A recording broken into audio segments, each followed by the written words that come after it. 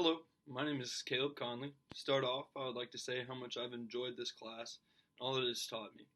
Throughout the last 16 weeks of this class, I've learned more about Native American culture than I have throughout the last 16 years of my education. This being said, I'd like to talk about the misappropriation of Native American culture. In the media of the United States, the crude misappropriation of the meaning and culture behind Native American music material is often overlooked. There are a multitude of derogatory and slang terms that have been used to describe this, and that I will define later in slides.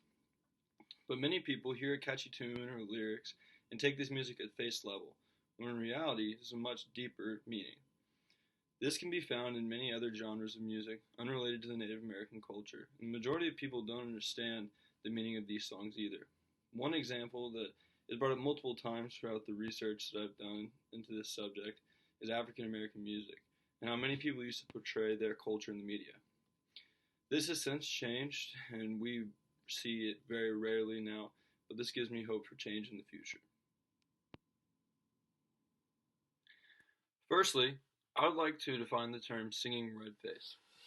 This term refers to the songs and other musical productions that are widely used throughout the United States to represent Native American culture.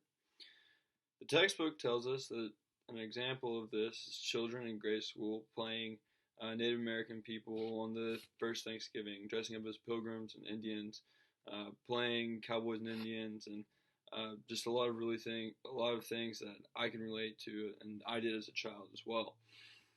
I remember about 16 years ago, I actually played Squanto in my kindergarten play, and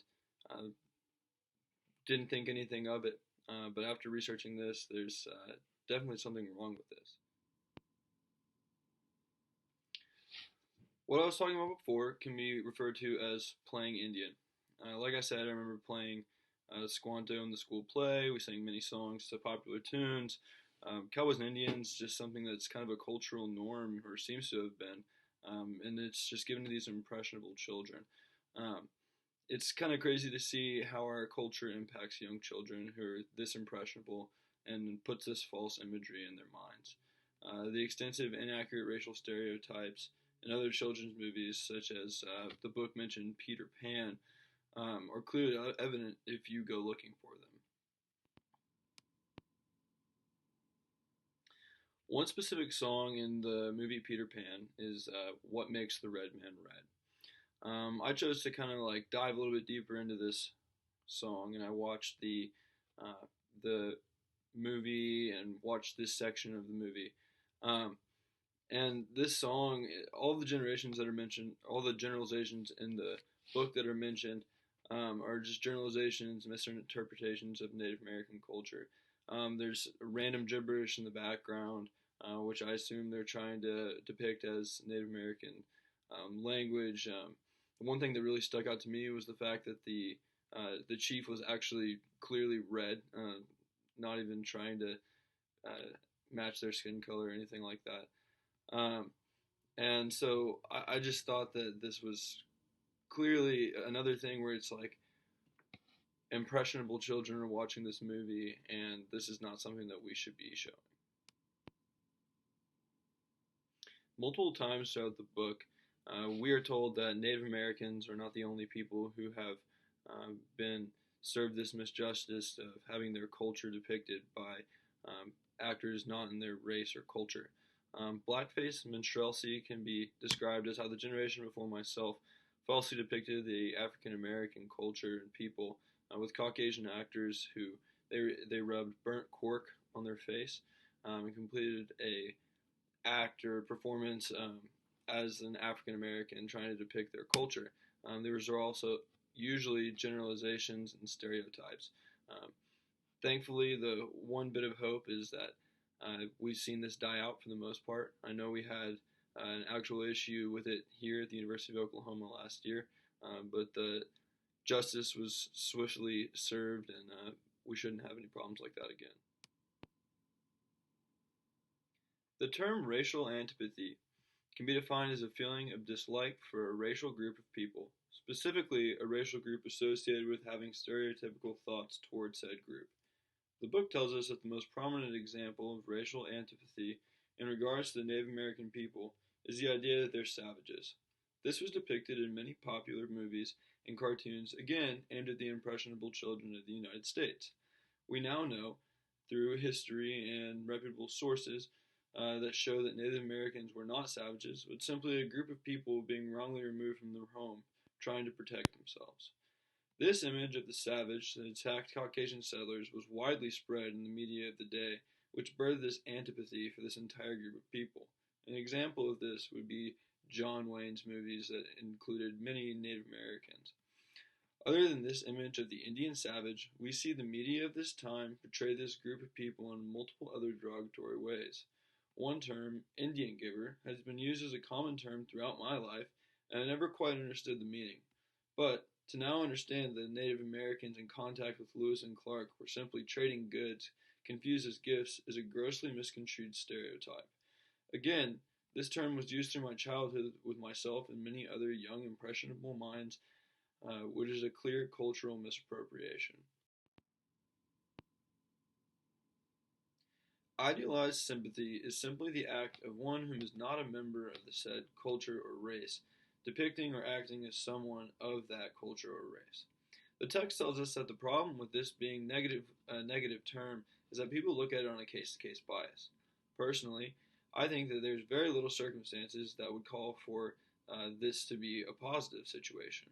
It seems to me that if there's a need for an actor or artist to submit a culturally biased piece of art, that there's someone of that culture or race that would just have just as much ability, if not more, to play that role.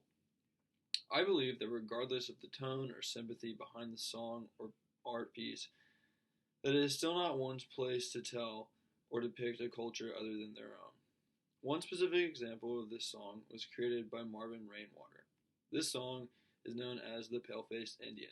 We are told that Marvin Rainwater fully embraced the Americanized view of the singing redface and created his persona as such, wearing traditional headgear and regalia throughout his performances.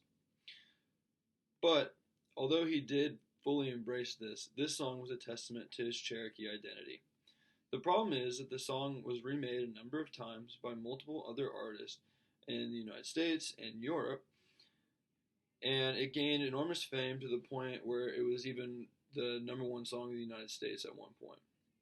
The problem with this is that these other artists did not have a connection to this identity, and they chose to change the words and meanings of the lyrics. One artist even transposed the words to make the song sound more Indian, which is a stereotype and generalization that is not historically backed or culturally accurate. And I believe that the fact that this once meaningful song of Cherokee identity was transformed into something overtly stereotypical and racist is the problem with idealized sympathy.